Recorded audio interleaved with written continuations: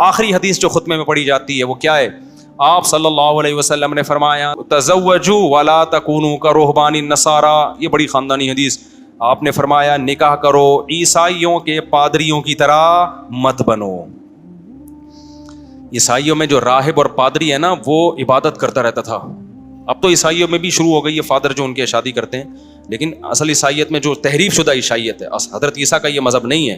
لیکن بعد میں جو پادریوں نے کہا کہ بھائی یہ دین کی خدمت کے لیے وقف ہیں، یہ نکاح نہیں کریں گے. نبی نے کیا فرمایا؟ تم نے کرنا ہے، عبادت بھی کرو لیکن نکاح کو اس میں رکاوٹ مت سمجھو. ہم عیسائی تھوڑی ہیں، ہمارے تو مذہب کا حصہ ہے بھائی نکاح کرنا. امام احمد ابن حنبل نے بڑی پیاری بات کہی. انہوں نے فرمایا کہ ایک وہ شخص ہے جو نکاح نہیں کرتا، بچے بھی نہیں ہیں، اطمینان قلب کے ساتھ اللہ اللہ کرتا ہے، تہجد کبھی قضا نہیں ہو رہی، فجر پہلی صف میں کچھ ہے ہی نہیں کوئی لینے دینے والا، ٹھیک ہے نا، آتا ہے پھر اشراق کی نماز پڑھ کے جاتا ہے، پھر چاش پڑھتا ہے، پھر یہ کرتا ہے، پھر وہ کرتا ہے، اوابین ساری نمازیں اس کی سیٹنگ پہ چل رہی ہیں اور دین کی خدمت میں لگا ہوا ہے، اللہ اللہ ہر وقت. یہ بھی ہے نیک بندہ. فرمایا دوسرا وہ ہے جس کے بیوی بچے ہیں، وہ بیچارہ نماز پڑھنے آتا ہے، پھر فکر ہوتی ہے یار پراٹھے کے پیسے نہیں ہیں آج، گھر والوں کو کھلاؤں گا کہاں سے، کہتا ہے یار کوئی جاب دلا دو مولوی صاحب. یہ ٹینشن میں اس طرح عبادت نہیں کر پاتا. پھر یہ اللہ سے دعائیں مانگتا ہے، اللہ مفتی طارق مسعود کا بیان سن کے 18 بچے پیدا ہو گئے ہیں، کوئی رزق کا بندوبست کر دے. اتنی بیویاں رکھ لی، اتنے بچے پیدا ہو گئے، عبادت بھی نہیں کرنے دے رہے. نماز پڑھتے ہیں تو کوئی نہ کوئی آ جاتا ہے. اب کل میں نماز پڑھ رہا تھا، سنتیں پڑھ رہا تھا، بچہ آ کے نا اس نے الٹی کر دی پوری جائے نماز، آدھی میرے کپڑوں پہ آدھی جائے نماز پہ. خشوع خضوع گیا، گھن بھی آ رہی ہے بھائی یہ کیا کر دیا. اب جو صوفی ٹائپ کے لوگ ہوں گے بولیں گے ایکچولی کیا ہے، ہم تو خوشبو لگا کے وہ چھڑک کے نماز پڑھیں گے، لیکن ہمیں ذرا بھی تکلیف، کیونکہ اب اللہ کے لیے کر رہے ہیں، اللہ اسی میں کیا ہے خوش ہے. اللہ کہتے ہیں مجھے یہ لائف پسند ہے. اللہ کیا کہتا ہے؟ وہ جو مالداروں کی لائف ہے نا، ہر چیز سلیقے سے تمیز سے رکھی ہوئی ہے. کیونکہ بچہ توڑ پھوڑ کرنے والا گھر میں، آپ مالداروں کے گھر میں جاؤ نا جن کے بچے نہیں ہوتے، میں دیکھتا ہوں سب کے گھروں ایسے چیزیں، جو 20 سال پہلے تصویر لٹکی ہوئی تھی 20 سال کے بعد بھی اسی طرح تصویر کیا ہے، جو گلدستہ 30 سال پہلے یہاں رکھا ہوا تھا اب تک کیا ہے وہاں رکھا ہوا، ہلا نہیں اپنی جگہ سے. وہ اس پہ وہ بڑا فخر کرتے ہیں، ہمارے ہاں آرگنائزڈ فیملی ہے. یہ فیملی کہاں ہے تمہاری، صرف آرگنائزڈ ہے، یہ اس کو فیملی تھوڑی بولتے ہیں، صرف آرگنائزڈ ہے بھائی.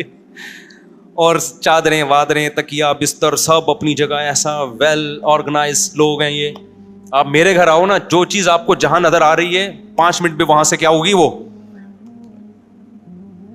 بچے نے ادھر کر دی ادھر کر دی. کوئی چیز گھر میں جگہ پہ ہوتی نہیں ہے. ہم نے اپنے لاکر بنائے ہوئے ہیں، وہ ایک الگ، اس میں بچے نہیں گھستے. بچہ کبھی نماز نہیں پڑھنے دے گا آپ کو، کبھی کمر پہ آگے بیٹھ جائے گا، سردہ لمبا ہو گیا. بھائی ایک اللہ کے لیے سردہ لمبا ہوتا ہے، ایک اس لیے ہوتا ہے کہ آپ مجبور ہیں لمبا سردہ کرنے پر، آپ اٹھ ہی نہیں سکتے، صحیح ہے نا. پھر کبھی ٹیں ٹیں کی آوازیں آنا شروع ہو جائیں گی کسی بچے کی. آدمی کہے گا یار یہ کوئی ٹائم ہوتا ہے بھائی، تو ٹیں ٹیں لگا دیے تو نے. تو ہمیں تو یہ والی لائف کیا ہے اچھی لگتی ہے. بچے دائیں بائیں چیزیں کر رہے ہیں. اچھا بچیاں تو اور زیادہ گھر کی رونق ہے. بچیاں کیا کرتی ہیں، جھاڑو پکڑ کے، جھاڑو بھی ایسے لگاتی ہیں، ایک سے یہاں کچرا گیا اگلے ٹرپ میں واپس آ گیا وہ سارا کا سارا. ایسے ہی ہوتا ہے نا. آدمی کہتا ہے بھائی تو نہ لگا تو، لیکن دیتی بھی نہیں جھاڑو. پھر میری ایک چھوٹی بچی نے اتنی شرارت کی کہ کپڑے دھونے، میں نے چھوٹی بچی تھی ٹپے دھونے، یہ اس کو توتلی زبان میں تپے دھونے، مجھے بار بار ابو میں نے تپے دھونے. ابے میں نے کہا نہیں کر.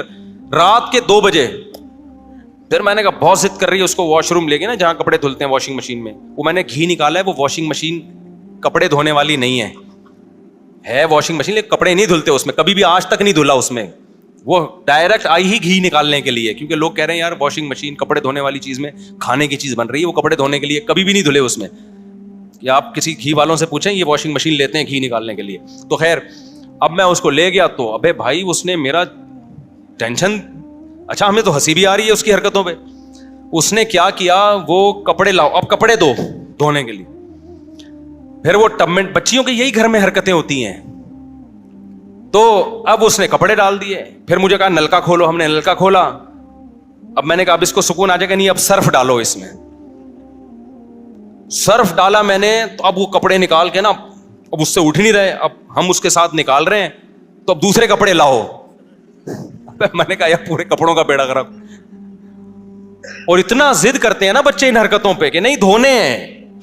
جب بہت زیادہ ہو گیا میں نے کہا بیٹا یہ زیادہ ہو گیا ہے, سارے کپڑے کا بیڑا غرق ہو جائے گا, اس کے تو شوق ہی ختم نہیں ہو رہا.